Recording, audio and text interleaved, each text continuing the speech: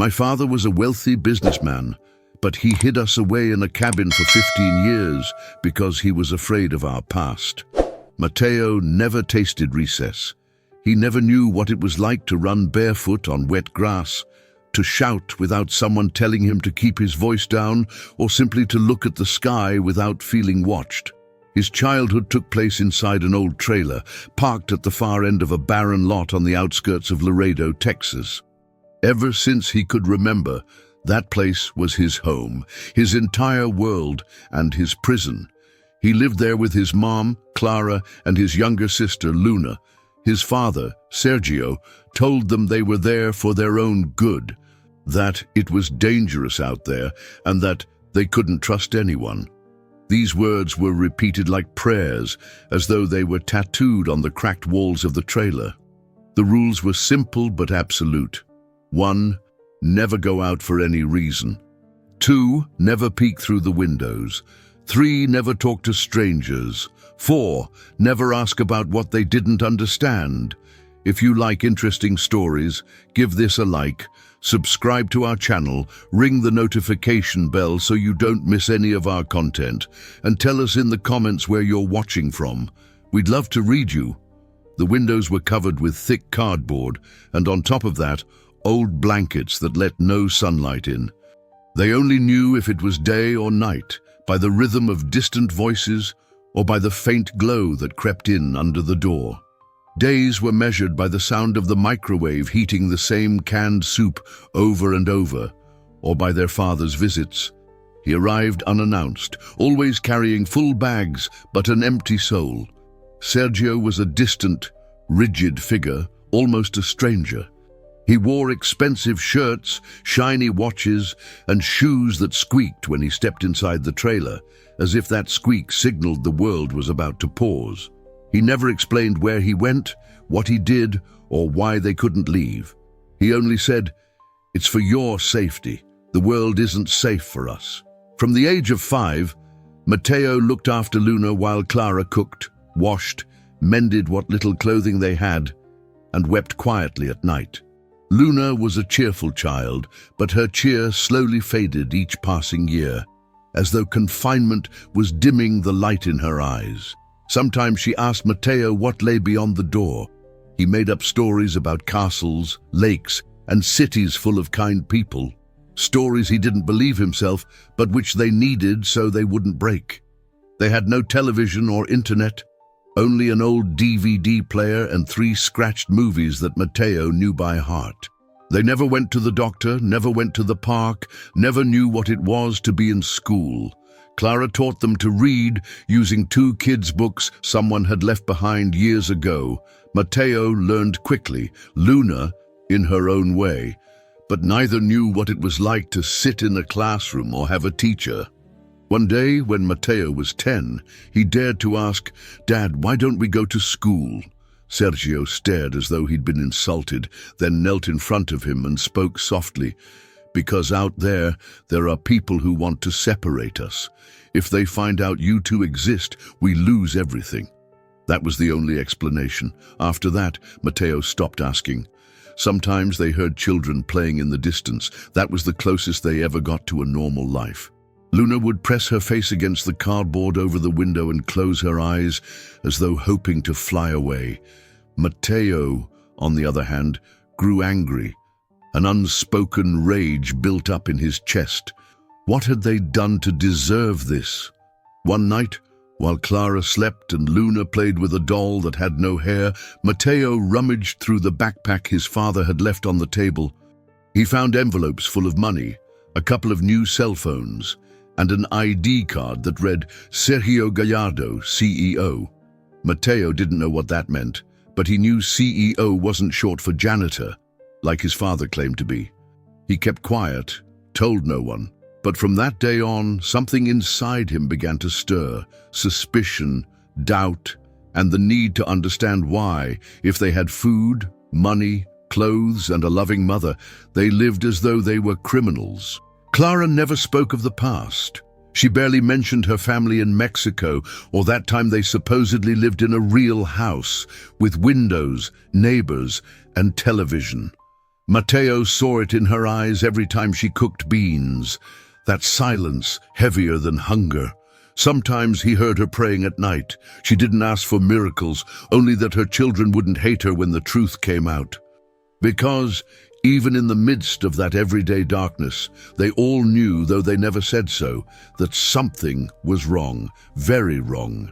And that unspoken certainty shaped Mateo's first 15 years of life, growing up without living, breathing without freedom, dreaming without hope, a ghost child, raised among walls made not of concrete but of fear.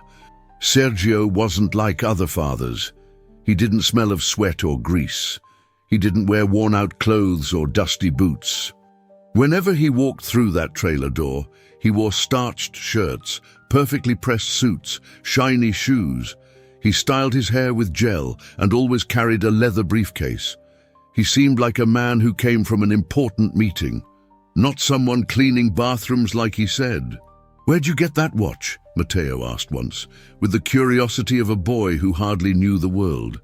Sergio didn't look at him. "A tip from a generous boss. Sometimes rich people give away stuff they don't need." But it wasn't just the watch, or the shoes, or the dark sunglasses he wore at night. The strangest thing was the way he talked on the phone, always in Spanish, always using different names. "Who is he saying he is?"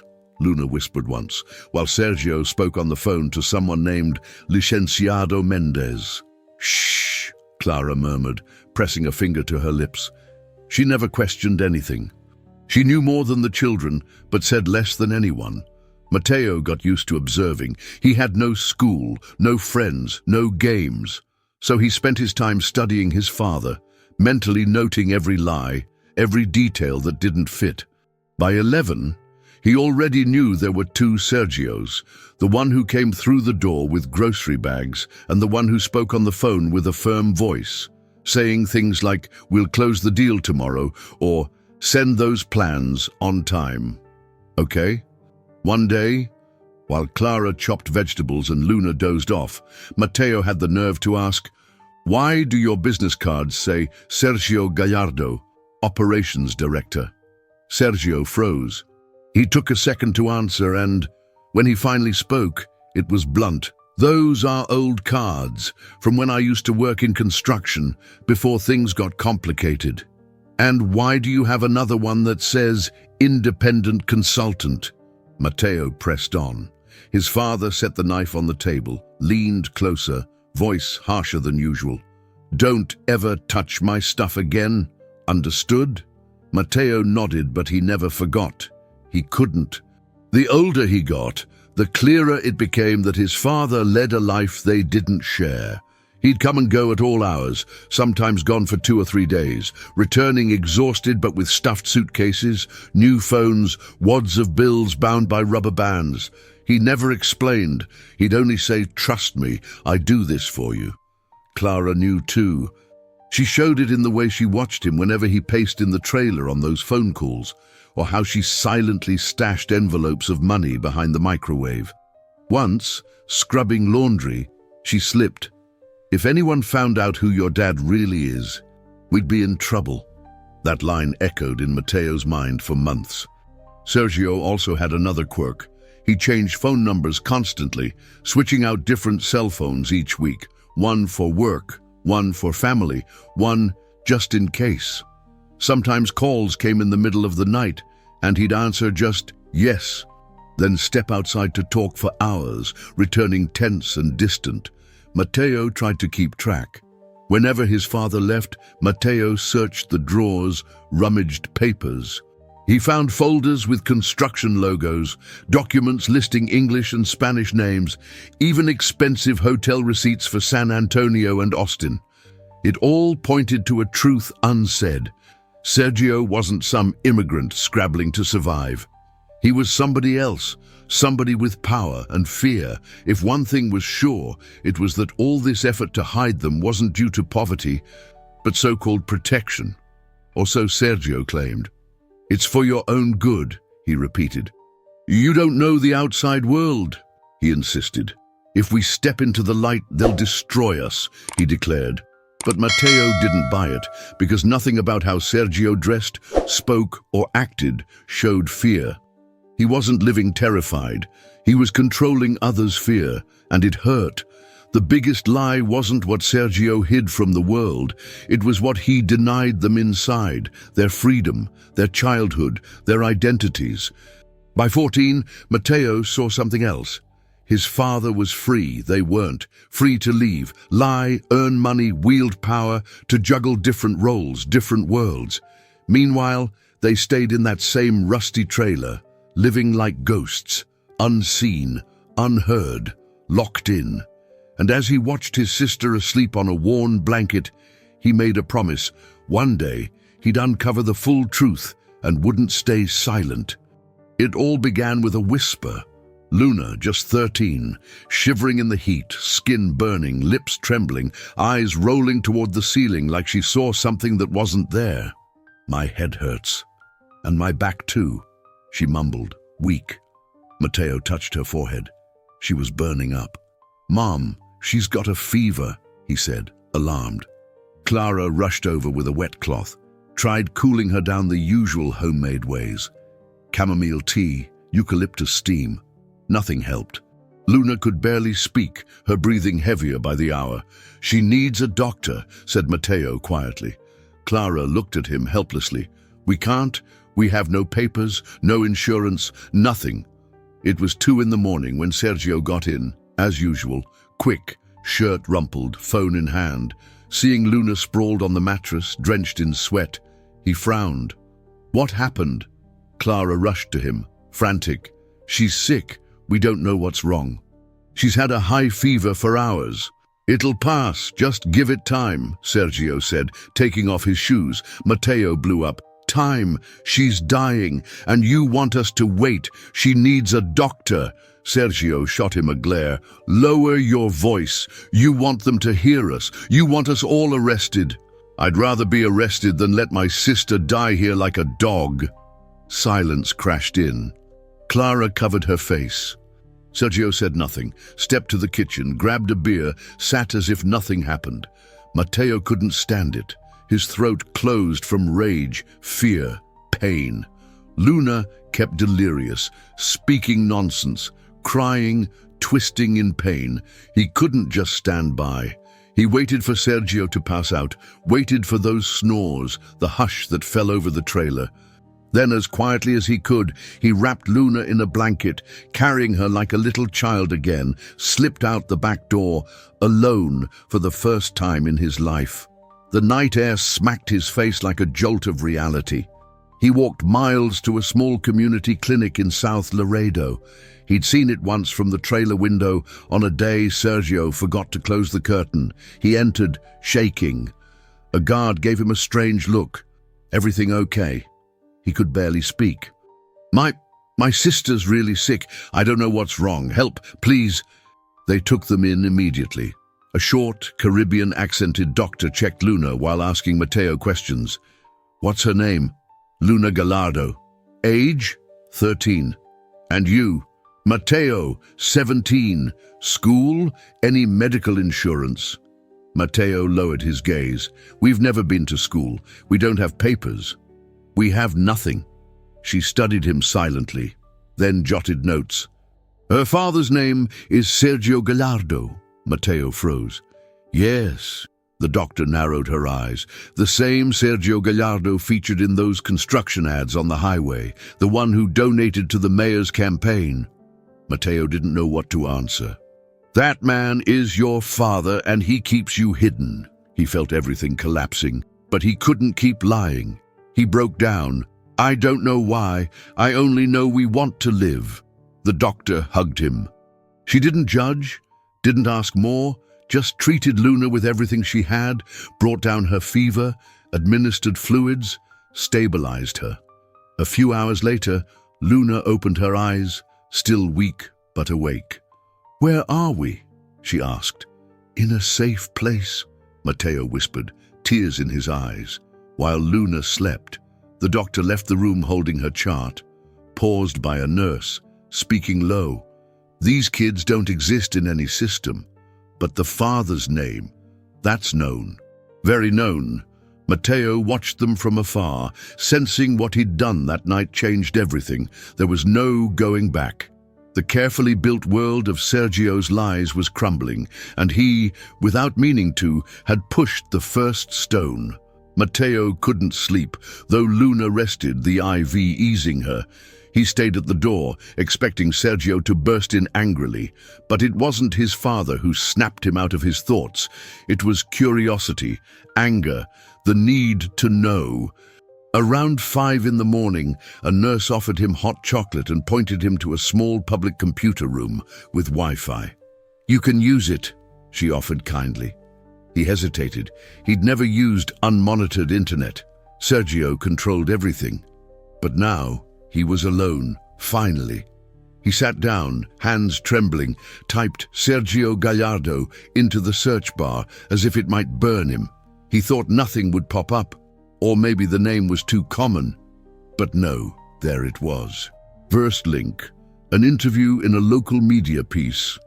Sergio Gallardo, the face of Latino progress in Texas.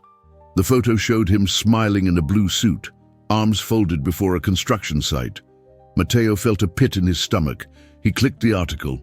A successful entrepreneur, philanthropist, champion of migrant rights, Gallardo founded 3 construction firms operating in Laredo, San Antonio, and Austin. He also served as an ambassador for a state campaign promoting Latino involvement in business. "I come from nothing," Gallardo said in the interview. "I know what it is to struggle, to be afraid, but I also know you can achieve anything with discipline and vision." Matteo clenched his teeth. The next page was a photo gallery. Sergio at political events, cutting ribbons, giving speeches, donating checks, posing with families he could display publicly. Another link was press about a donation to an elementary school, an award for eco-friendly construction, a motivational talk to Latino youth. It was too much. The Sergio he knew, who stashed them away like criminals, forbade them to peek outside, wasn't the same man in these photos greeting the mayor. How could that be? How could someone who claimed fear of being discovered be everywhere in the spotlight? Why, with that money, power, and prestige, did his family live like fugitives? Matteo felt a mix of sadness and fury. He thought of Clara aging in that trailer, Luna nearly dying without seeing a classroom, himself at 17 with 0 official record in the country. He realized all at once. His father wasn't hiding them out of fear. He was hiding them out of shame. His polished image as a successful model migrant philanthropist couldn't be tarnished by the truth that he had an undocumented family, raised in shadows, no schooling, no health care, no childhood. The man who claimed, "I come from nothing," had left his own family with nothing. Matteo inhaled sharply, wiped tears with his sleeve, jotted down the web links on a scrap of paper. He knew he couldn't take digital proof, but felt it was essential not to let this vanish. Then he logged off and returned to Luna's side. The doctor looked at him from the door. "Your sister'll be fine. Just rest and follow up. Do you have relatives who can pick you up?" He shook his head. "And your dad?" "He won't come, not this time." She eyed him as though understanding more than he said, handing him a leaflet of community support services. "You have to protect her, Matteo, but you also need to decide the kind of man you want to be. Don't repeat your father's mistakes." He just nodded. At dawn, he left the clinic carrying Luna in his arms, walking slowly, no idea where he was going or any plan. Only one certainty: the truth could no longer be buried. If Sergio wouldn't face it, he would. Matteo didn't know if he was more afraid of what he'd uncovered or of saying it aloud. He trudged back to the trailer with Luna half asleep, still weak but stronger in spirit. That night, he hadn't just saved her life. He'd crossed an invisible line he wouldn't retreat from. It was a long walk. Each step brought him closer to their jailer disguised as protector. When he pushed open the trailer's rusted door, Sergio was sitting in his usual chair, sipping coffee, as though the world hadn't moved, as though his son hadn't disappeared for hours, as though his daughter hadn't nearly died. Where the hell were you? He snapped, without looking up. Matteo didn't answer right away. He walked to the mattress, laid Luna gently down, then turned to confront him. I took her to the hospital. Sergio froze mid-sip, glaring in disbelief. Are you insane? Do you realize what you did? You jeopardized us all. And do you realize what you've done for 15 years? Matteo shot back, voice tight. Silence fell like a weight. Clara, asleep in a corner, woke from the tension. What's going on? She asked. But Matteo didn't look at her. He couldn't. His eyes were locked on his father. I saw everything. I used the clinic's internet. I found your name, your companies, your pictures, that award you got, those interviews where you talk about making it and the family. Sergio turned pale. You don't understand, he began. No, you don't understand, Matteo shouted, tears trembling in his eyes. You don't get what it is to grow up in four walls. No friends, no school, no idea of the world. Why'd you do this to us? Why lock us up like garbage? Sergio stood. For a second, Matteo thought he'd scream or hit him, but no. The man in front of him fell to his knees, covering his face with his hands. For the first time ever, Matteo saw his father cry, not in anger or manipulation, but in guilt so heavy it choked him. I didn't know how else, Sergio mumbled. When we crossed the border, your mom was pregnant. We had nothing. Slept in an abandoned van. I washed dishes, hauled bricks, cleaned toilets. Slowly, I pulled ahead. Landed contracts, got opportunities. Clara, now upright on the bed, had tears in her eyes. And once I'd finally made it, Sergio continued, I realized I couldn't risk people discovering you were undocumented, off the record. If ICE found out, if the government knew, I'd lose everything. The contracts, the licenses, respect. I'd lose you. Matteo's breath was ragged. You hid us like we were mistakes. No, Sergio sobbed. I hid you because you were all I had of value. If they touched you, I'd die. But I didn't know how to handle it. I didn't know how to be both father and businessman. I was scared to expose you. I didn't want you to lack anything. We lacked everything, Matteo retorted, tears now flowing openly. We lacked life, identity, childhood. Don't you get we'd have rather lived poor and free? Clara got up, hugging Sergio from behind. He let himself collapse in her arms, sobbing like a child finally admitting a broken secret. Matteo turned to Luna, covering her with a blanket, then looked at his mother. You knew. She lowered her gaze. I trusted him, thought it was temporary, that someday he'd register us, get us papers, let us live. But every time I asked, he said wait, wasn't the right time. Then I realized years passed, and it was too late. Matteo clenched his fists, not hating his father but not understanding him either. We're not kids anymore. You can't control us. What you did shaped us forever. But this is over. I'm not living like a ghost. Sergio raised his tear-streaked face. What will you do? Matteo didn't reply. He only said, what you never dared to do. Speak.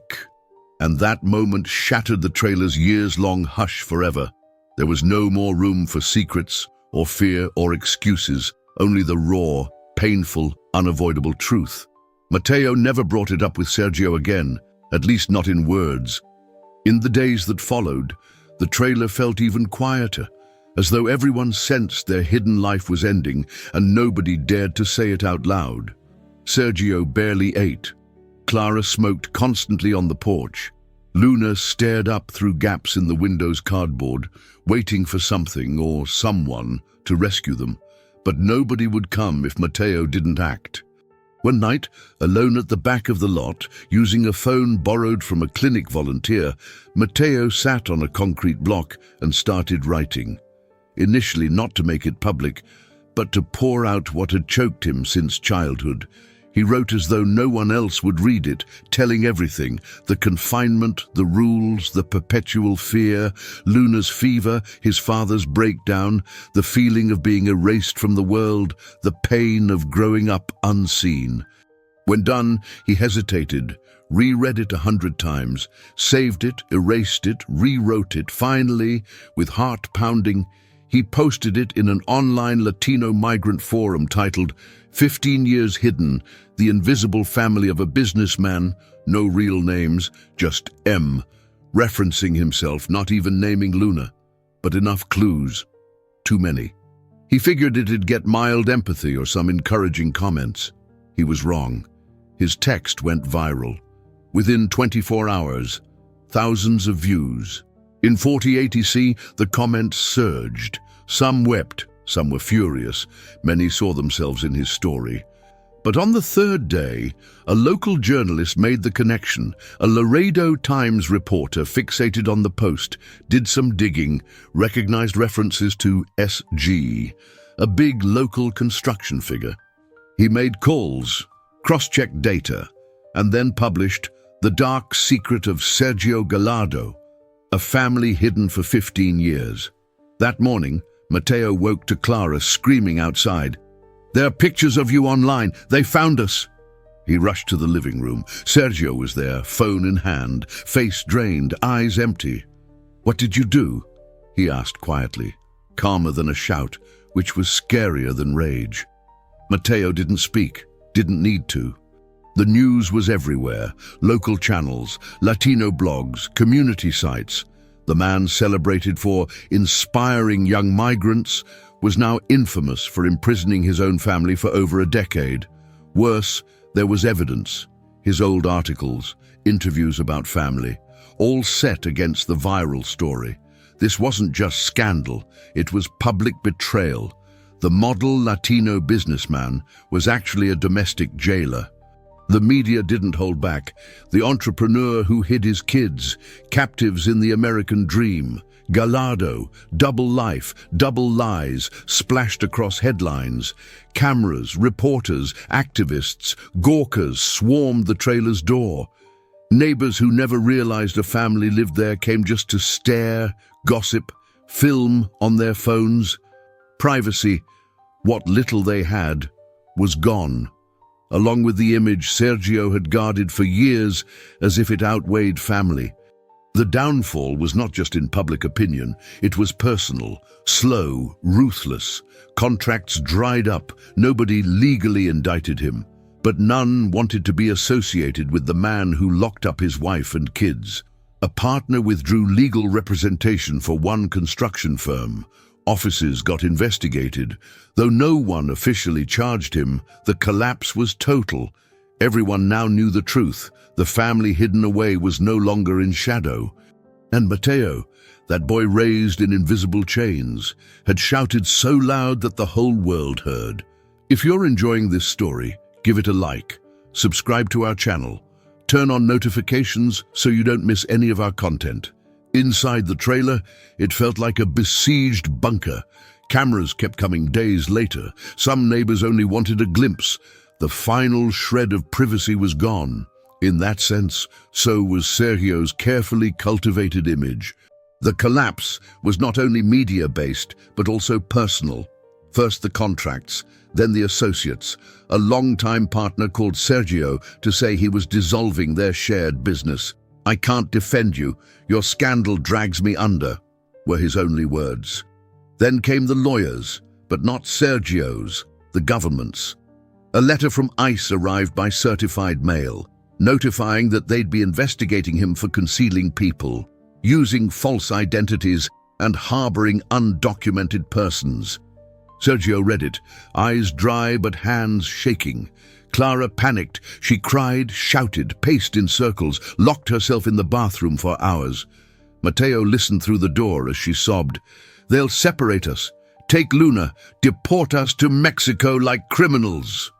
That was the real fear, not losing standing or deals or press coverage, but the real chance of deportation after 15 years of forced seclusion, culminating in an even crueler punishment, uprooting.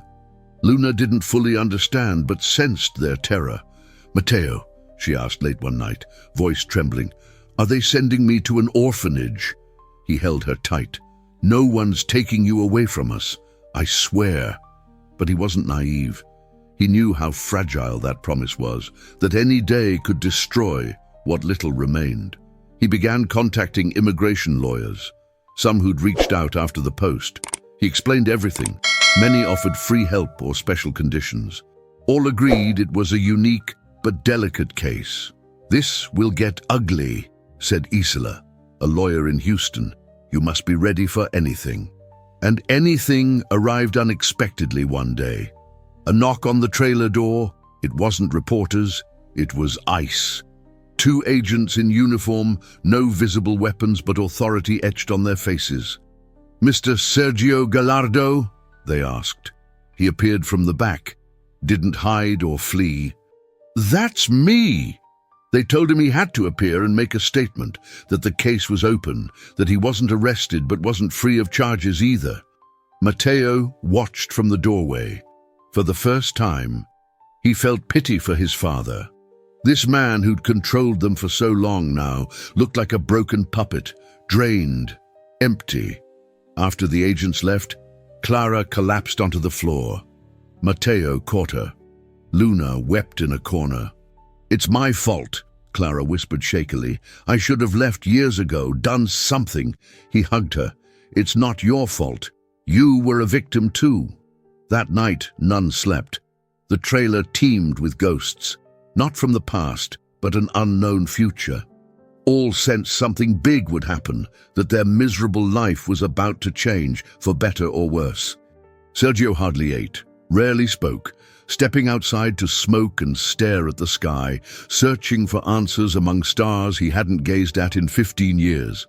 Matteo typed notes, prepared himself, knowing the coming fight would be tough, but sure that silence was no longer an option. Their story was out there, the world had heard. Now it was time for justice to listen to. The court date came unannounced. No emotional warm-up could ease it. An official summons ordered Sergio to appear before a federal immigration judge in San Antonio, but he wouldn't go alone.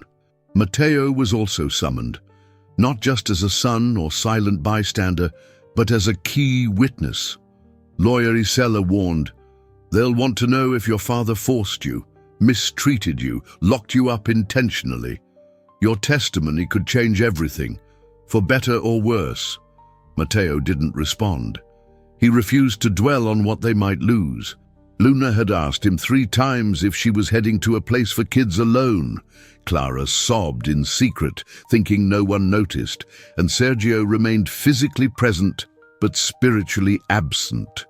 The hearing was packed. Lawyers, activists, reporters wanting to see this admired Latino businessman now facing the ruin of his own making.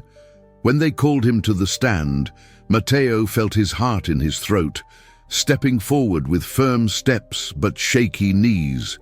Passing Sergio without a glance, he couldn't face him. The judge, an older Anglo man with a stern face, gave him a curt nod. "State your full name for the record." "Matteo Gallardo. Age, 17. "Are you testifying willingly?" "Yes." The defense lawyer stood. "Your Honor, with your permission, we want to hear directly from young Matteo, what he lived, what he thinks, what he wishes to say to this court. No script, no manipulation, just the truth." The judge nodded. "Go ahead, young man. The floor is yours." Matteo swallowed hard, breathed deep, then began. "My name is Matteo Gallardo. I was born in the United States, but never counted as a citizen. My father, Sergio Gallardo, the one you know from his companies, speeches, photos, wasn't the one I knew. He locked us away for fear. For 15 years, he never let us be seen, heard, or even legally recognized. We were his secrets, his mistakes." A murmur spread through the courtroom, but Matteo pressed on. "We never went to school, never saw a doctor, never knew the streets, a park, a neighbor. We lived in a trailer with blocked windows, locked doors, and rules we couldn't break, because if we did, it threatened his reputation." He paused, inhaling to steady himself. "I'm not here for revenge or to see him punished like a criminal, because I know he believed he was protecting us." But what he did scarred us for life, and apologies can't erase that. He looked the judge in the eye. My sister was 13 the first time she saw sunlight without hiding. My mother aged between walls not of concrete but fear, and I grew up believing the world was dangerous. I don't want that for anyone else. I don't want another family to live in shadow while one of them shines outside. Tears blurred his vision, but he didn't let them fall. Not here. I don't hate him. Sometimes I try, but I can't. He's my dad. Even so, he failed. Yet ironically, he gave me something, the strength to tell this story. I won't keep silent, not anymore. The judge said nothing, only watching with jaw clenched, hands folded on the desk. The silence that followed was respectful and intense. Cameras lowered, the emotion too real to exploit. Even Sergio, who hadn't cried since the scandal broke, lowered his head, a lump in his throat leaving him mute. After what felt like eternity, the judge spoke. "Thank you, young Gallardo. You may step down." Matteo left the stand with quiet dignity, sat beside his mother. Clara squeezed his hand. Luna hugged him from behind in silence. The hearing paused for deliberation. This wasn't the final ruling, but something else ended. The myth, the fear, the silence. Because Matteo had accomplished what Sergio never could. Telling the unvarnished truth, displaying his scars openly, giving voice to those who had none. Though no verdict was given that day, the world had taken note.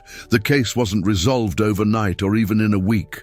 Months passed. Summons, interviews, documents, translations. The Gallardo family's story became a symbol, not unique but most visible, with recognizable faces and names. In that period, Matteo stopped being the businessman's hidden son and grew into something else, a voice impossible to ignore. It all began with a simple invitation. A migrant rights group in Austin asked him to speak at a high school for young Latinos. He hesitated, never having spoken publicly, never having been a student, never stepped inside a school. But he went. He stood before over 100 students, some born there, others undocumented, all afraid of losing something, and he spoke, telling his story with no overblown drama, just raw truth. The story of Luna's fever, the trailer, discovering his father's double life, and also about hope, about what happened afterward, about what might still be built. When he finished, silence prevailed, then applause. Some cried, some hugged him, saying, "Thank you, I lived something like that. I never told anyone, but now I want to." So it began. He was invited to university panels, community gatherings, roundtables with lawyers, local radio interviews. Each time he spoke, more people wanted to hear him, not for fame, but because he spoke for those still voiceless. With help from lawyer Isela and some volunteers, he founded a small organization, Voces de la Sombra, Voices from the Shadows, aiming to locate and support kids and teens who, like him and Luna, were raised off the grid out of deportation fears. He spoke not with politics or rehearsed lines. His power was honesty, looking frightened mothers in the eye and saying, "I know how you feel. I was there." Meanwhile, at home, things changed too. Luna started school, nervous at first, but soon adapting. She realized she liked reading, discovered a talent for debate, said she wanted to study law one day so no child would endure what she did. Clara joined a women's migrant group. She learned basic English, sewing skills, and labor rights, no longer a quiet figure who just cooked and wept in darkness. She now spoke at support circles, led meetings, even dared to share her story. Her once dormant voice reawakened. Sergio was a different story. He remained in the house but no longer gave orders or rules. He hardly spoke, living silently as if realizing what he'd done. He sometimes read news articles about Matteo's story, watched footage of his talks, said nothing, never interrupted. It was as though he was trying to rebuild something beyond repair. Matteo respected that, not idolizing or excusing him, but seeing a man paying the price, no prison, no fines, but the solitude of someone who had it all and lost it through fear. One afternoon, Matteo prepped a presentation for a Houston talk. Sergio approached him, setting an old shoebox on the table. "What's this?" "Papers. Photos from when you were babies, stuff I saved but never showed." Matteo carefully opened it. Time-stained documents, Luna's ultrasound, a Mexican birth certificate for his mother, a Polaroid of Clara and Sergio in their first apartment before crossing, and a handwritten note simply saying, "Forgive me for not knowing how to love you without hiding you." Matteo didn't speak, only closed the box and set it aside. Some wounds can't be closed with words, but are easier to bear faced together. Months passed. Matteo became a reference for many Latino youths. He was invited to Berkeley, Washington, even international forums on immigration. But his most important talk was at his own university. He stood before students, professors, families, taking the mic. "They hid me for 15 years, which made me believe I had no worth. But now I see visibility isn't a privilege, it's a right. And each of us has a story that can change someone else." When he finished, people approached crying, clapping, thanking him. That night he walked alone across campus but felt anything but alone. He felt present, truly alive. Outside, Luna waited on the university steps, carrying a notebook. "What about you?" Matteo asked. "What'll you study?" "Law," she said with a fierce smile. "So I can defend those without a voice. And if I need to shout, I'll shout for all of them." Matteo smiled. "Then we've already won." Back home, Clara cooked chicken and rice. Sergio washed dishes. Nobody spoke about the past, nor needed to. They no longer hid or dreaded visitors, no longer counted footsteps or boarded windows. They were a family, damaged, mended, real. And Matteo, the child erased by fear, now walked the world with a clear mission, to speak for those still living in shadows. His father hid him to protect himself, but Matteo chose to exist, to set them free. If you enjoyed this story, you'll surely like the next one on your screen. Don't forget to subscribe, leave a like, and turn on notifications. See you next time.